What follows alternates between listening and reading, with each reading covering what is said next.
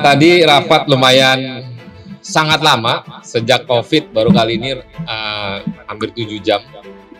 Dan tadi luar biasa Pak Mahfud memberikan transparansi atas laporan hasil analisis dari PPATK.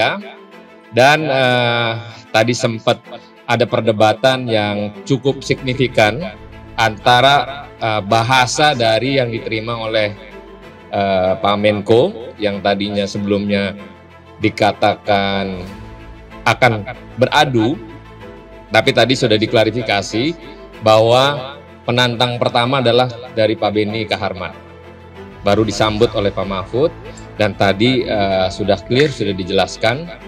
Dan terkait dengan informasi apa yang disampaikan Pak Mahfud dengan apa yang disampaikan Bu Menteri Keuangan itu sangatlah beda. Perbedaan inilah yang akhirnya akan kita dalami. Kita mengundang sekaligus dengan Menteri Keuangan, Pak Menko dan PPATK untuk mensinkronisasi hasil laporan yang dimiliki oleh Pak Menko sebagai Ketua Komite Nasional TPPU dengan Bu Menteri Keuangan. Karena tadi perbedaannya sangat jauh. Kalau dari 349 triliun, ada yang disampaikan oleh PPATK tadi ada 189 triliun. Yang 2 kali terjadi laporan di antara pelaporan pertama 180 triliun dengan 189 triliun.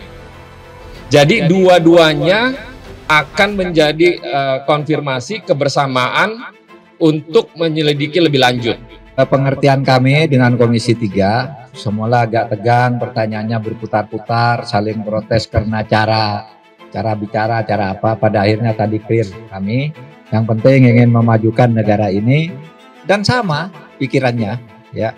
Tidak ada masalah karena ditanyakan sama, saya hanya menjelaskan aja. Ini datanya hanya ini, dan Kementerian Keuangan tuh hanya ambil 1 biji dari sebongkah anggur, ambil 1 biji lah, itu yang dijelaskan ke Komisi 11 gitu aja, tidak ada hal lain.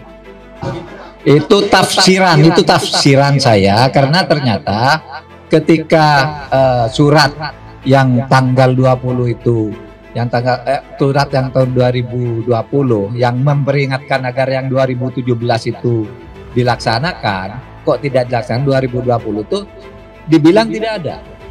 Loh, ditunjukkan sama PPATK, ini suratnya ada ke Anda yang nerima. Lalu dicari, lah itu yang diterangkan oleh Bu Sri Mulyani, dari 15 entitas diambil hanya itu dan pajak, padahal ini dia cukai ini. Gitu. Agar tidak jadi misadministrasi. Karena yang tadi Pak Menko barusan sampaikan, itu kayak semacam pohon buah apel yang buahnya banyak tapi yang diambil hanya 1.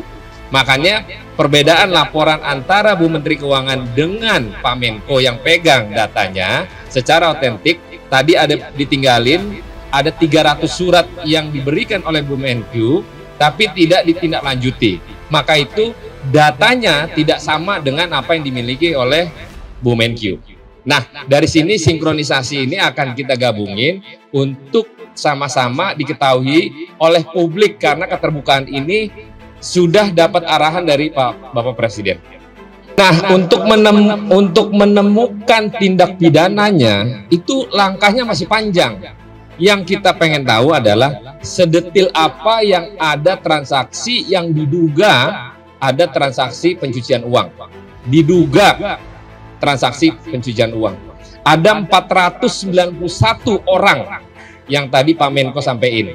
Nah, maka itu kalau ada Bu Menteri Keuangan, ini akan kita sinkronisasi, kita sama-sama dudukin untuk menyajikan keterbukaan apa yang disampaikan oleh Pak Menko.